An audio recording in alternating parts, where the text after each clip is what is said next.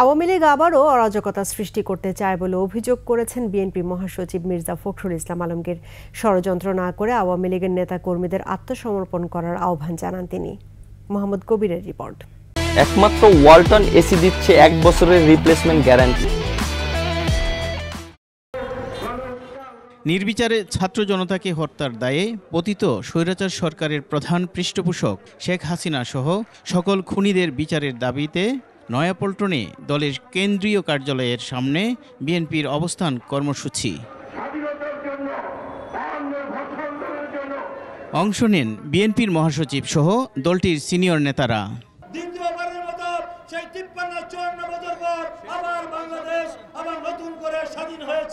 কর্মসূচিতে অংশ নিয়ে সিনিয়র নেতারা বলেন, ইতিহাস থেকে সবাইকে শিক্ষা নেওয়া উচিত, কিন্তু স্বৈরাচারী শেখ হাসিনা সেই শিক্ষা নেয়নি।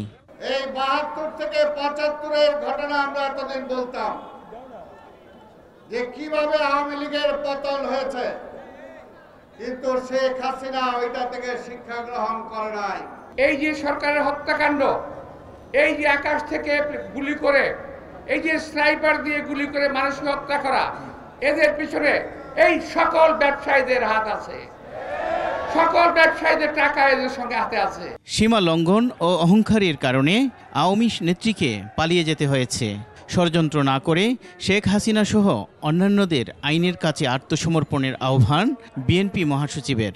আওয়ামী লীগদেরকে যে এখনো সময় আছে, আপনারা আর ঝামেলা করেন না, কারণ ঝামেলা করলে আপনারা টিকতে পারবেন না। যারা অন্যায়ভাবে অত্যাচার করেছে, নির্যাতন করেছে, টাকা লুণ্ঠন করেছে, পাচার করে নিয়েছে, তাদের বিচার করতে হবে। অন্যদিকে কেন্দ্রীয় শহীদ মিনার থেকে গুম, খুন ও গণহত্যার দায়ে শেখ হাসিনার ফাঁসির দাবি করেছে ছাত্রদল।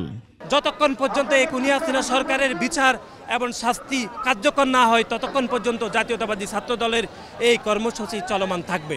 পার্শ্ববর্তী তারা যে বন্ধু দাবি করে ভারত, তাদের কাছে আমাদের আহ্বান থাকবে, যদি আপনারা প্রকৃত অর্থে বাংলাদেশের জনগণের সাথে বন্ধুত্ব স্থাপন করতে চান, অবিলম্বে এই খুনি হাসিনাকে বাংলাদেশে ফেরত দিবেন। আমাদের যে সকল ছাত্র দলের নেতাকর্মী খুন হয়েছে, প্রতিটি পুঙ্খানুপুঙ্খর সুষ্ঠু বিচার আমরা না পাবো, ততদিন ছাত্রদল রাজপথ ছেড়ে যাবে না।